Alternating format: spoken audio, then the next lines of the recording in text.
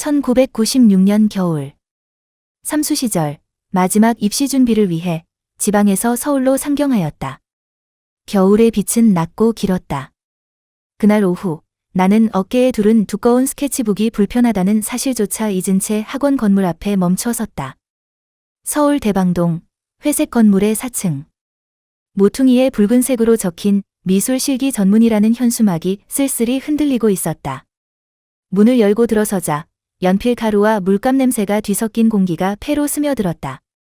낯선 풍경은 생각보다 빨리 내게 익숙해졌고 나는 그 풍경 속에 스며드는 자신을 느끼고 있었다.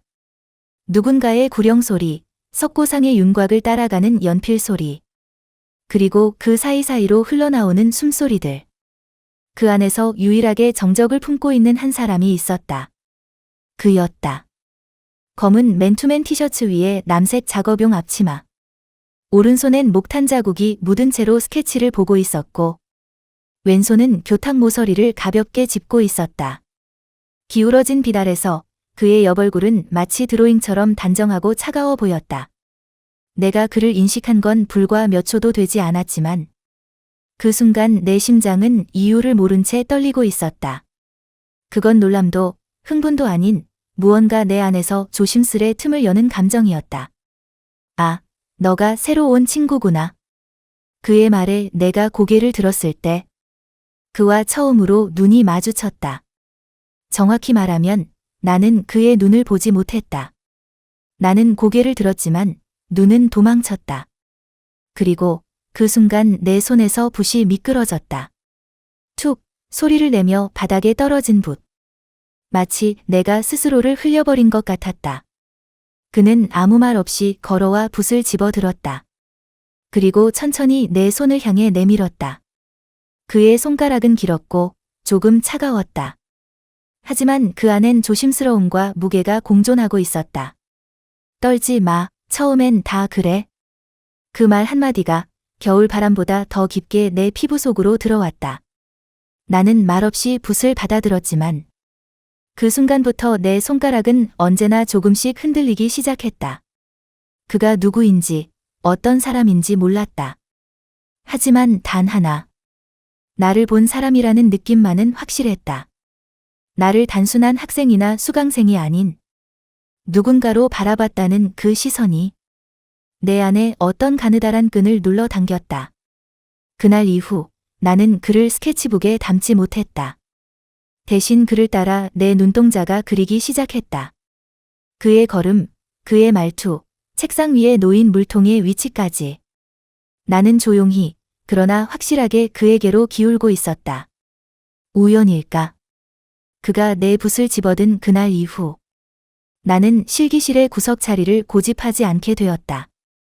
그와 가까운 자리가 비어 있으면 나는 그 자리에 앉았다. 아무도 눈치채지 못했지만 나는 이미 그에게 가장 가까운 곳에 머물고 있었다. 그는 내게 아무 특별한 관심을 보이지 않았다. 하지만 나는 확신했다. 그 역시 내가 있다는 사실을 알고 있다는 걸. 나는 그날 이후 매일 똑같은 질문을 반복했다. 내가 그림을 그리고 싶은 건지, 그를 그리고 싶은 건지. 그리고 그 질문은 아직까지도 끝나지 않았다. 그날은 이상하게 조용했다. 12월의 해는 언제나 너무 빨리 졌고 해가 지고 나면 학원은 금방 냉각된 공기로 가득 찼다. 실기 수업이 끝난 뒤 대부분의 아이들은 3355 짐을 챙겨 나갔고 작업실에는 몇 명의 남은 기척만이 숨죽여 있었다. 나는 남았다. 굳이 그럴 필요는 없었지만 남아야 했다. 그가 남아 있었으니까. 베란다 문틈으로 차가운 공기가 흘러 들어오고 있었다. 나는 목도리를 한 번 더 여미고 조용히 문 쪽으로 다가갔다. 베란다는 실기실 옆쪽, 작은 철제 문을 열면 나오는 좁은 공간이었다. 누군가는 그곳에서 커피를 마셨고 누군가는 몰래 담배를 피웠고 그리고 오늘 밤 그는 그곳에 서 있었다. 등을 돌린 채 담배 한 개비를 입에 물고 왼손으로 바지 주머니를 만지작거리고 있었다. 나는 그의 뒷모습을 오래 바라봤다. 무심한 듯 고요한 어깨, 패딩도 입지 않은 야른 셔츠 위로 올라오는 숨결. 그의 뒷모습은 이상하리만큼 말이 많았다. 말하지 않아도 알 수 있는 감정이 있다는 걸. 나는 그때 처음 알았다. 그의 등은 외로웠고 그 외로움은 이상하게도 나와 닮아 있었다. 춥지 않아? 그가 고개를 돌려 나를 바라봤다. 눈이 마주쳤지만 나는 미처 아무 말도 하지 못했다. 그가 담배를 입에서 빼더니 내 쪽으로 손을 내밀었다. 그 손엔 반쯤 타고 있는 담배가 들려 있었다. 필래? 그의 말투엔 아무런 감정도 실려 있지 않았지만 나는 그 담배를 받아야만 할 것 같았다. 마치 그것이 그의 마음에 스며드는 통로라도 되는 양. 나는 담배를 입에 물었다. 입술에 닿는 여운이 미세하게 떨렸고 그 떨림은 입술 안쪽에서 심장까지 빠르게 퍼져갔다. 나 비 오는 날 좋아해요. 내가 왜 그런 말을 꺼냈는지 나도 몰랐다. 그는 잠시 날 바라보다가 담담히 웃었다. 그래서 자꾸 늦게까지 남는구나. 그 말이 다정해서가 아니라 그 말에 나를 본 눈길이 묻혀 있어서 나는 가만히 고개를 끄덕였다. 우리는 한동안 아무 말 없이 담배를 나눠 피웠다. 나는 흡연자가 아니었지만 그 순간엔 그 모든 것이 중요하지 않았다.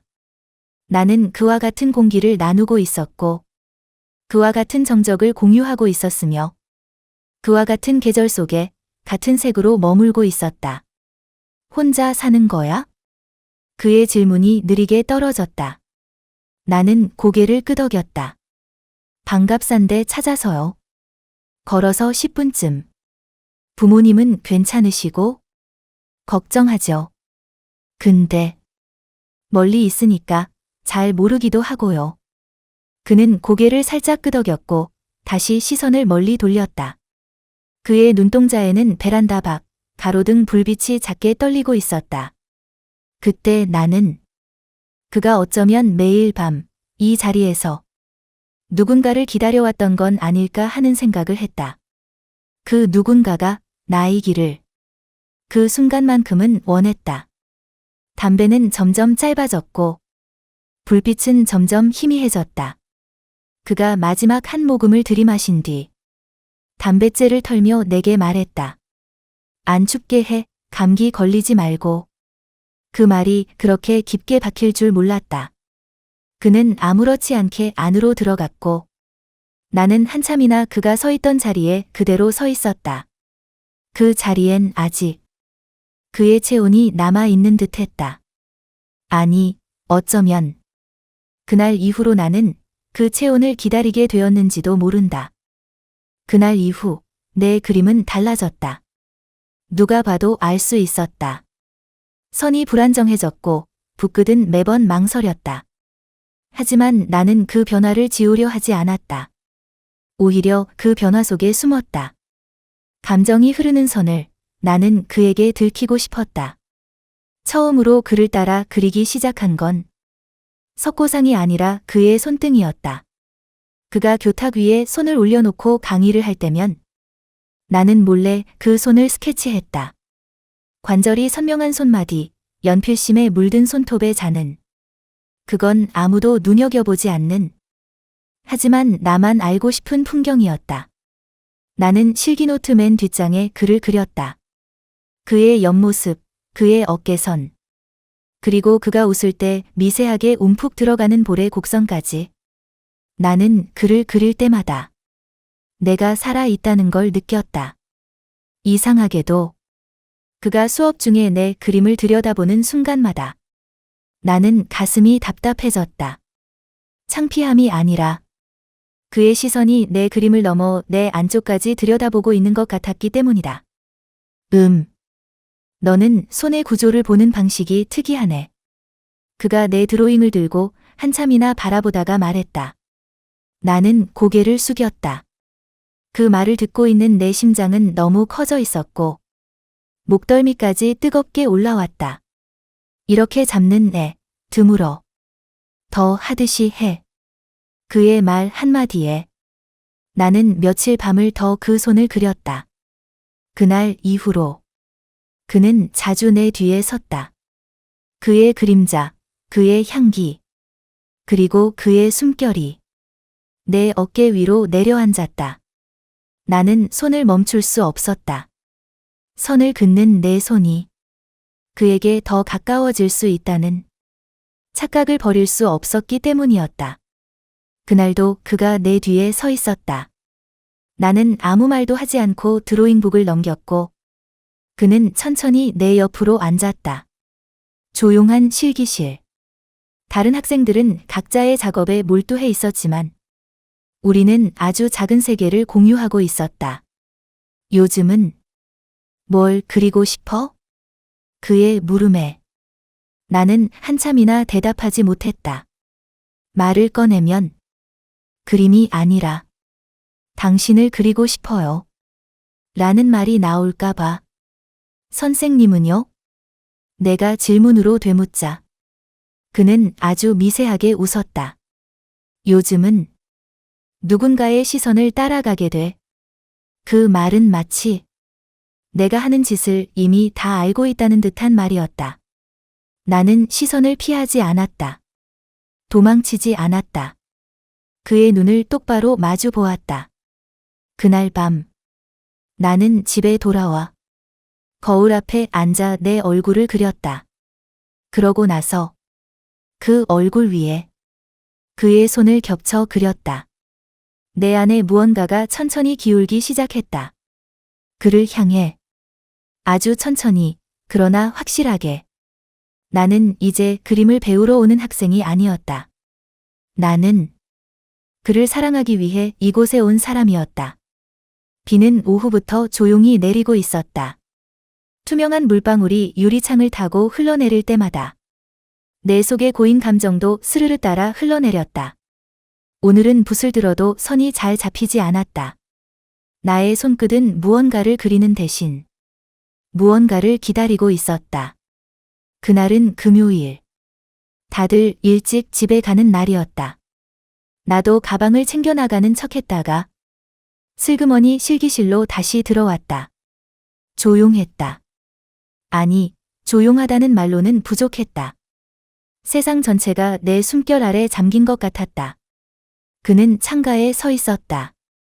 비가 내리는 유리를 바라보며 두 손은 작업대 위에 걸쳐 있었고 한쪽 발끝으로 무심히 바닥을 톡톡 건드리고 있었다. 집에 안 갔네. 그가 먼저 말했다. 나는 걸음을 멈춘 채 고개를 끄덕였다. 비가 와서요. 우산을 안 가져왔어요. 그래도 집엔 가야지. 나는 미소 지었다. 그 말에는 걱정이 실려 있었지만 어디까지나 선생으로서의 말투였다. 하지만 그 말투 뒤에는 조금 더 머물라는 허락이 숨어 있었다. 나는 아무 말 없이 그의 반대편 자리에 앉아 붓을 꺼내 들었다. 그림 그릴 거야? 조금만요. 그냥 마무리만. 알아서 조심해. 학원 곧 닫아. 우리는 둘만 있었다. 실기실 안엔 비 내리는 소리와 붓이 종이를 긋는 소리뿐이었다. 나는 그림을 그리는 척했다. 사실은 그의 그림자를 따라 선을 그었다. 그의 실루엣이 조명에 드리워져 내 스케치북 끝자락에 닿고 있었다. 그는 작업대를 정리하다 말고 내 쪽으로 걸어왔다. 가까워졌다. 숨소리가 들릴 만큼 가까이. 뭐 그려? 나는 대답하지 않고 조용히 스케치북을 돌렸다. 그는 한참을 말 없이 그림을 바라봤다. 이 선. 그는 손끝으로 내 그림 속 한 줄을 가만히 짚었다. 그의 손이 종이에 닿자 마치 내 피부에 직접 닿는 것 같았다. 너 그림 그릴 때 표정 바뀌는 거 알아? 어떻게요? 눈이 더 깊어져. 좀 위험할 정도로. 그 말에 숨이 멎을 뻔했다. 위험하다는 단어는 때론 경고보다 더 짜릿하다. 그가 손을 거두지 않았다. 그 손끝이 그림의 선을 따라 움직이다가 내 손등 위에 닿았다. 문득 정적이 깨졌다. 괜찮아? 그는 조용히 물었지만 그 눈빛엔 질문이 아닌 확신이 있었다. 나는 고개를 끄덕이지도 저어보지도 않았다. 그저 그대로 손을 두었다. 손등 위에 그 체온을 조금 더 오래 느끼고 싶었기 때문이었다. 비는 여전히 내리고 있었고 실기실 안은 우리 둘뿐이었다. 하지만 그날의 고요는 어떤 음악보다도 더 크고 선명하게 내 몸속을 울렸다. 그가 조심스럽게 손을 뗐다. 그리고는 말없이 자리로 돌아갔다. 나는 다시 붓을 들었지만 이젠 더 이상 그릴 수 없었다. 그의 손길이 닿은 자리에서 내 감정은 멈춰 있었고 내가 그리고 있던 그림은 더 이상 나의 것이 아니었다. 그날 이후로 비가 오는 날이면 나는 자꾸 그날의 공기와 체온을 떠올린다. 그리고 아직도 그 손길이 내 손등에 아주 미세하게 남아 있는 것 같다. 나는 그날 우유를 사러 나갔다. 진짜 이유는 목이 말랐던 것도 냉장고가 비어 있었던 것도 아니었다. 그저 그날의 공기를 조금 더 마시고 싶었을 뿐이었다. 그리고 아주 조금은 그가 나를 따라오면 좋겠다고 생각했던 것 같다. 작은 자취방. 싱크대에서 떨어지는 물방울 소리. 침대 끝에 걸린 겨울 코트. 그리고 벽에 붙여둔 인체 드로잉 종이. 나는 그 공간이 갑자기 낯설게 느껴졌다. 누군가와 나누기엔 너무 좁고 혼자 지내기엔 이상하게 넓은 공간. 나는 후드티 위에 점퍼를 걸쳐 입고 편의점이 아닌 동네 슈퍼로 향했다. 가게 입구에 매달린 비닐 커튼을 젖히고 들어서는 순간 누군가가 바로 뒤따라 들어왔다. 그였다. 여기도 오네. 그는 어색하지 않은 척 말했다. 나는 놀란 얼굴로 웃음을 지어 보였지만 속은 이미 심장이 분주히 뛰기 시작했다. 근처야? 그의 질문에 나는 고개를 끄덕였다. 네, 골목 안쪽이에요. 걸어서 3분? 혼자 살아? 그의 목소리는 낮고 조심스러웠다. 나는 질문의 의도보다 그 조심스러움에 먼저 가슴이 떨렸다. 네, 작지만 혼자 쓰기엔 충분해요. 그는 잠깐 무언가 생각하는 듯하다가 진열된 라면 컵 하나를 들어 올렸다. 가끔 이런 데서 뭐 사 먹는 것도 좋지. 네, 익숙해지면 동네 슈퍼가 더 좋아요. 그의 옆에 서 있는 내 그림자가 마트 형광등 아래 길게 늘어졌다. 그리고 그 그림자와 그의 그림자가 살짝 겹쳐지는 순간 나는 숨을 들이켰다. 오늘은 일찍 끝났잖아. 근데 왜? 그냥 혼자 있기 싫었어요. 그 말은 나도 모르게 튀어나왔다.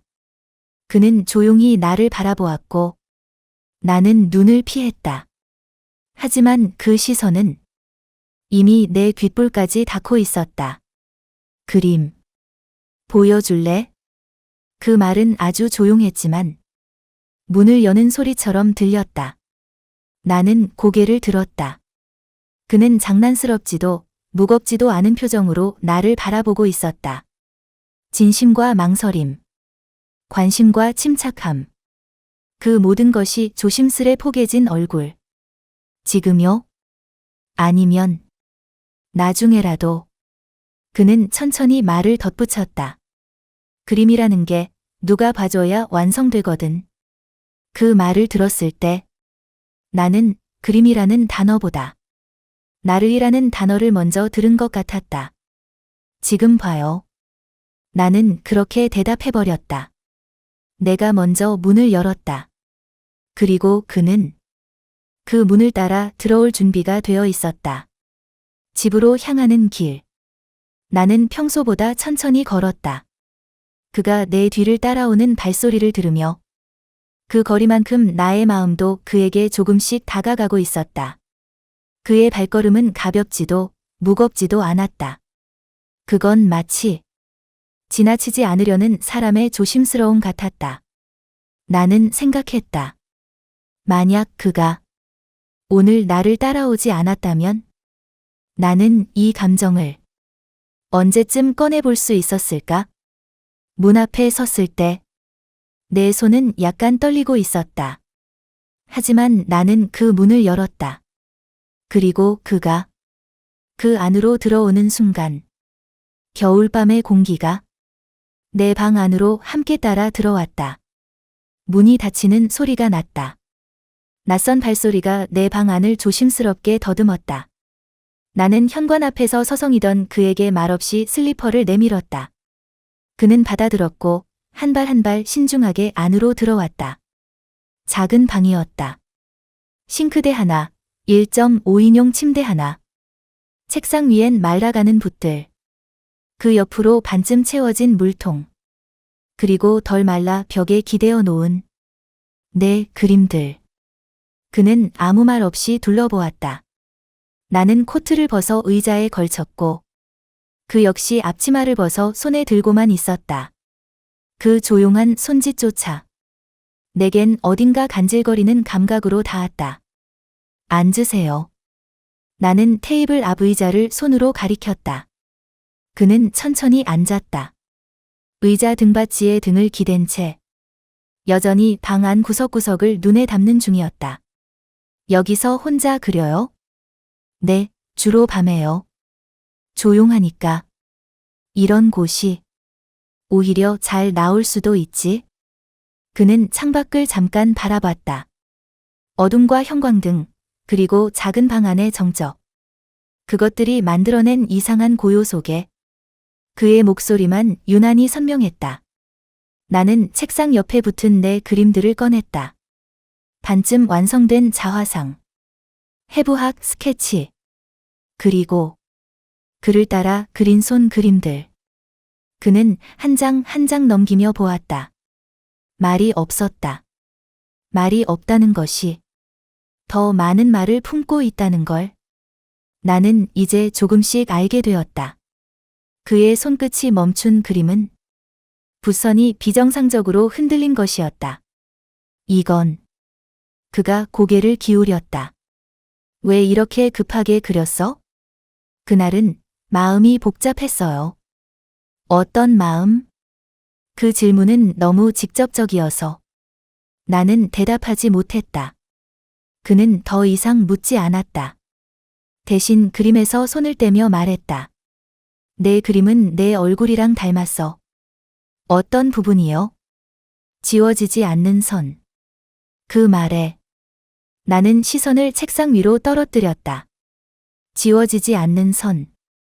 그건 마치 내가 지금 그를 향해 쌓아가고 있는 감정 같았다. 나는 물컵에 따뜻한 물을 따라 그에게 내밀었다. 그는 고맙다고 말한 뒤 두 손으로 컵을 감쌌다. 그리고 입술을 대지 않은 채 한참 동안 온기만 느끼듯 손을 감고 있었다. 그 순간 나는 그가 얼마나 오래 이런 따뜻함에서 멀어져 있었을지를 생각했다. 침묵이 길어졌고 나는 조심스럽게 입을 열었다. 선생님은 언제부터 그림을 그렸어요? 그는 천천히 나를 바라봤다. 그 눈빛엔 왜 묻느냐는 의미도 말해도 되느냐는 조심스러움도 담겨 있었다.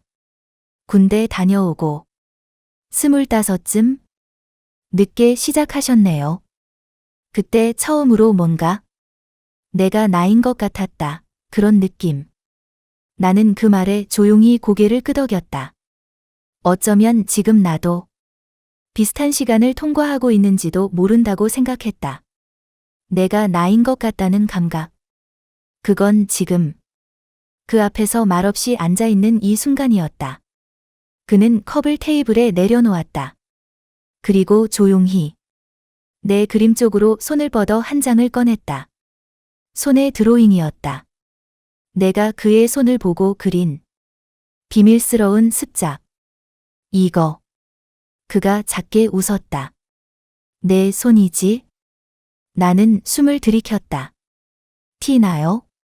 응, 근데 나 이상하게 이 손을 보고 내가 날 그린 거라고 생각했었어.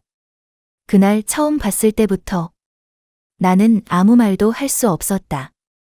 그는 나를 바라보았다. 그 시선은 길었고 침묵은 마치 뭔가를 건너오는 징검다리 같았다. 그가 자리에서 살짝 몸을 앞으로 기울였다. 그리곤 물었다.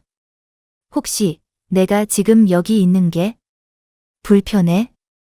나는 고개를 저었다. 정말로 조금도 불편하지 않았다.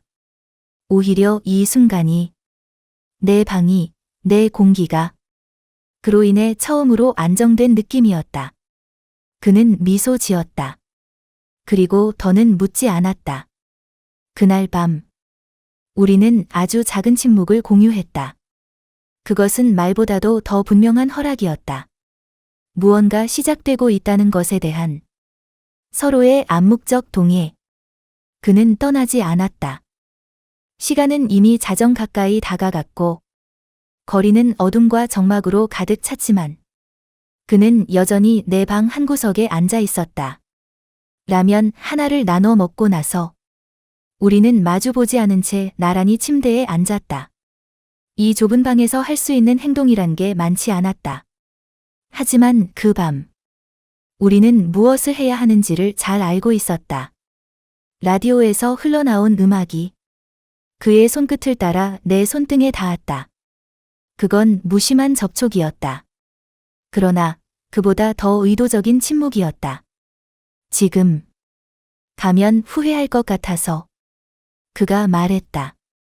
나는 그 말을 지금 머물러도 괜찮냐는 질문으로 받아들였다. 괜찮아요. 내 대답은 그의 몸이 아주 천천히 내 쪽으로 기울게 했다. 침대 위. 우리는 이불을 덮지 않았다. 그는 조심스럽게 앉아 있었고 나는 그의 어깨에 내 머리를 살짝 기댔다. 아무 말도 하지 않았지만 그의 숨소리, 가끔 삼켜지는 침, 그 모든 것이 나를 안아주는 것처럼 느껴졌다. 그의 손이 내 팔 위로 천천히 내려왔다. 따뜻하고 그러나 손끝은 무척 말랐다. 그 손이 내 손을 덮었다. 나는 눈을 감았다. 무언가 시작되고 있었다. 하지만 시작이라는 단어가 너무 조심스러워서 그냥 이대로 머물고 싶었다. 춥진 않아? 그가 물었다. 나는 고개를 저었다. 선생님 손이 따뜻해요. 그 말에 그는 아주 조금 웃었다. 그의 손이 내 손에서 손목으로 그리고 팔꿈치 아래로 천천히 옮겨졌다. 너무 조심스러워서 그 움직임조차 바람처럼 느껴졌다. 이상하게 널 보면 내가 조심스러워져. 그 말은 그의 속도가 내게 맞춰지고 있다는 뜻처럼 들렸다. 그리고 나는 그 조심스러움을 그의 욕망보다 더 깊은 감정으로 느꼈다. 이불 밖에서 우리는 서로를 향해 기울어졌다. 하지만 그 어떤 것도 넘지 않았다. 피부와 피부 사이에는 아직 다음이란 단어가 놓여 있었고 우리는 그걸 넘길 준비가 되지 않은 사람들이었다. 그의 손이 내 머리카락을 쓸었다. 이마에 닿을 듯 말 듯 멈춘 그의 입술. 나는 눈을 떴지만 그와 눈이 마주치지는 않았다. 우리는 그냥 그 밤을 견디듯 함께 앉아 있었다. 그러나 그건 견딤이라기보단 기다림에 가까웠다. 침대 머리맡에 걸린 인체 소묘. 그 속의 선들이 지금 이 순간만큼은 너무나 거칠게 느껴졌다. 왜냐면 지금 우리 사이의 공기는 그 어떤 선보다 부드럽고 더 복잡했기 때문이다. 나는 그에게 내 어깨를 내어줬다. 그는 그 위에 조용히 머물렀다. 우리는 이불 밖에서 서로의 체온을 빌려 조용히 시간을 태우고 있었다. 밖에선 아직 비가 흩뿌리고 있었다. 그리고 그 빗소리는 방 안의 침묵보다도 더 말이 없었다.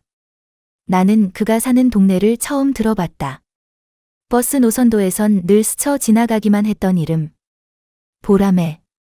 이상하게도 그 이름이 그와 어울린다고 생각했다. 정확히 왜인지는 몰라도 왠지 혼자 있고 싶어 하는 사람 같았으니까. 그가 먼저 말한 건 아니었다. 집에 그림 많아요? 그저 그렇게 물었을 뿐인데. 그는 조금 망설인 뒤 직접 보고 싶으면 와도 돼. 그 한마디가 초대가 되었다. 토요일 늦은 오후. 나는 약속도 없이 그가 보내준 주소 하나에 의지해 그의 동네로 향했다. 도시의 바깥쪽. 지하철 끝자락. 내가 익숙하지 않은 풍경. 현관문은 낡은 초인종 대신 문 손잡이를 두드리는 방식으로 열렸다. 왔어? 그의 목소리는 학원에서와 달랐다. 똑같은 음성이었지만 그 안엔 가르침이 아닌 기다림이 담겨 있었다. 신발을 벗고 들어선 집은 작고 조용했다. 벽엔 낡은 드로잉들이 무심히 걸려 있었고 베란다 쪽엔 말라가는 유화 캔버스가 기대져 있었다. 한쪽엔 믹서기와 오래된 커피포트, 그리고 반쯤 남은 위스키 병. 앉아. 그는 내게 담요를 건네며 소파 한쪽을 손으로 두드렸다. 나는 조심스럽게 앉았고 그는 주방에서 조용히 물을 따라왔다. 그림은 안 그리고 있어요? 내 질문에 그는 고개를 살짝 저었다. 가끔. 요즘은 잘 안 돼. 왜요? 그는 그 질문에 한참을 망설이다가 내 쪽을 바라보며 말했다. 그릴 수는 있는데 그리면 다 들킬 것 같아서. 그 말이 무슨 뜻인지 나는 설명 듣지 않아도 알 것 같았다. 내가 그의 어떤 선을 건드리고 있다는 걸 나도 이미 알고 있었으니까. 소파에 앉은 우리는 서로를 향해 비스듬히 몸을 틀었다. 말이 필요 없는 시간이었고 그 침묵은 오히려 더 많은 말을 대신했다. 여기서 누구랑 같이 살아본 적 있어요? 내가 문득 묻자 그는 작은 웃음을 흘렸다. 아니, 항상 혼자였어. 왜요? 그는 고개를 들지 않은 채 대답했다. 혼자 있는 게 더 편한 줄 알았거든. 그런데 요즘은 잘 모르겠어. 그 말이 이상하게 내게 파고들었다.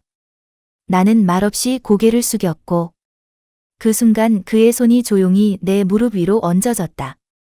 무겁지도 가볍지도 않았다. 그 손엔 온기가 있었고 그 온기는 조심스럽게 나를 안으로 당겼다. 그는 나를 바라보았다. 어제까지의 그 선생님이 아니었다. 말을 아끼고 거리를 두던 사람이 아니라 지금은 확신을 가진 눈빛으로 내 얼굴을 읽는 남자였다. 나는 조금도 물러서지 않았다. 이 순간을 기다렸다는 듯 그의 얼굴로 천천히 몸을 기울였다. 입술이 닿았다. 처음이었다. 그 모든 조심과 침묵이 하나의 접촉으로 무너지는 순간. 그러나 이상하게도 그건 파괴가 아니라 해방이었다. 그는 입술을 뗀 후 내 이마에 작게 입을 맞췄다. 그리고 조용히 말했다. 이게 괜찮은 거면?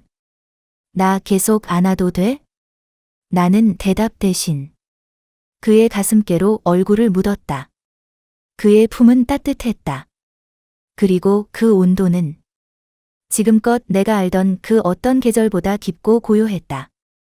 나는 그 집에서 처음으로 누군가의 체온에 안긴 채 잠이 들었다.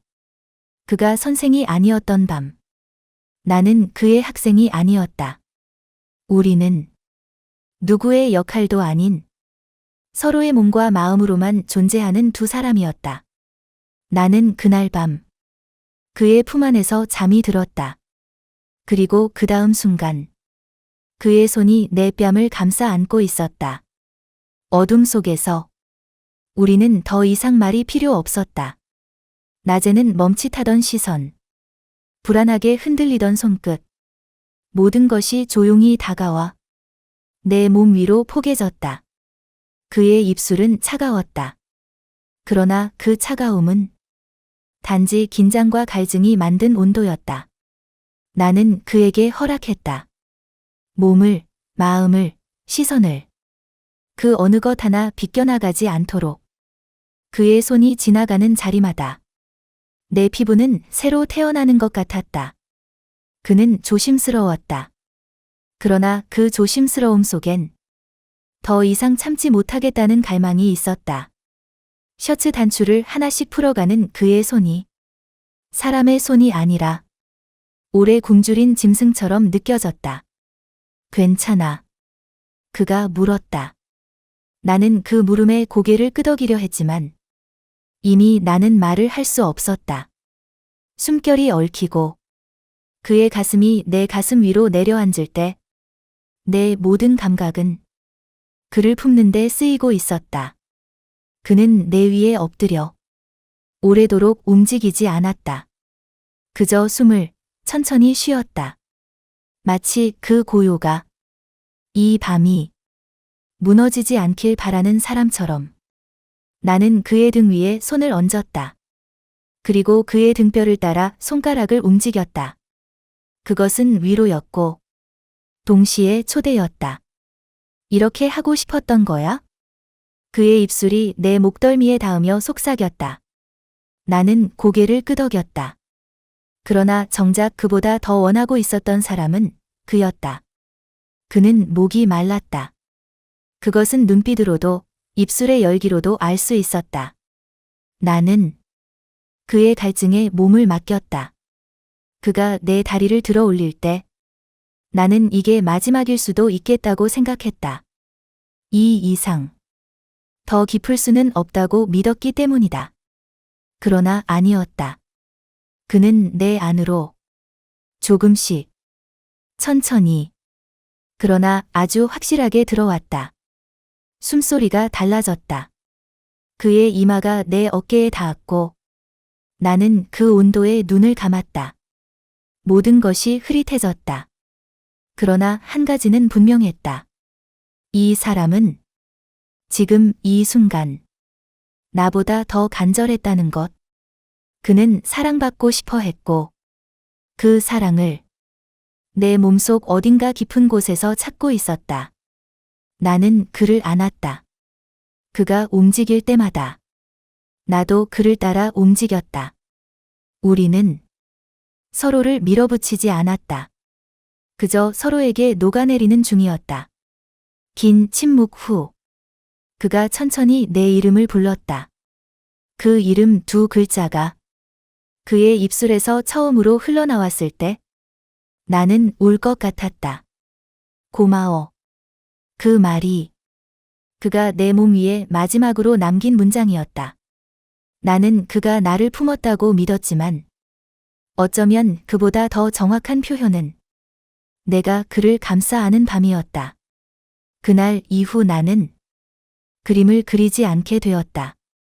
붓은 여전히 책상 위에 놓여 있었고 스케치북도 어딘가 펼쳐져 있었지만 그 위에 손을 올리는 순간마다 나는 그의 손길을 떠올리게 되었다. 이제 더는 그릴 수 없었다. 아니, 그릴 필요가 없었다.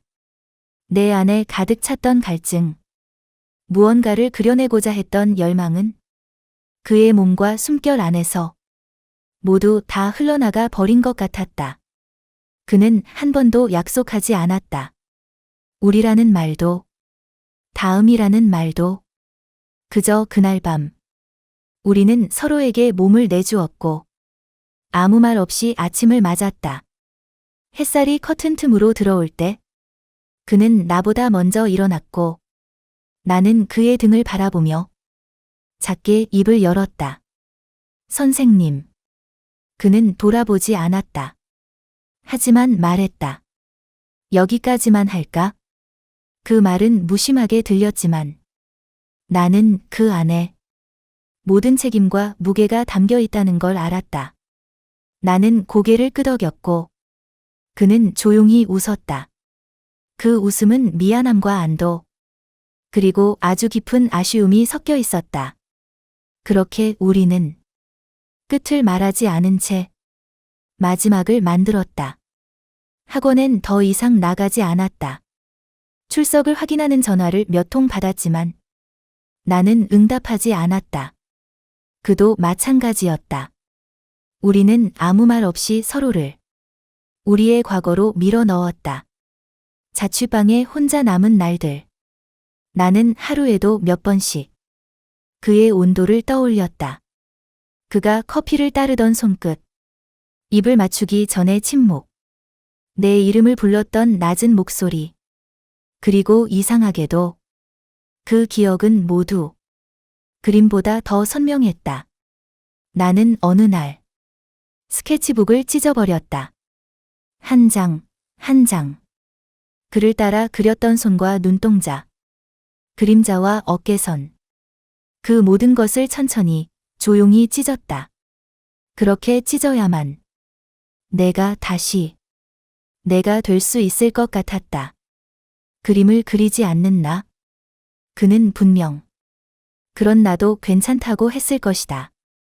아니면 그렇게 되길 바랐을 수도 있다. 어느 날 밤 나는 오래된 드로잉북 한 권을 꺼내 첫 페이지에 이렇게 적었다. 그를 그리는데 나는 모든 걸 썼다. 그 뒤로는 아무것도 적지 않았다. 빈 페이지가 너무 많았다. 하지만 그 어떤 페이지도 더 이상 그를 담을 수 없을 것 같았다. 가끔 버스를 타고 보라매를 지나칠 때가 있다.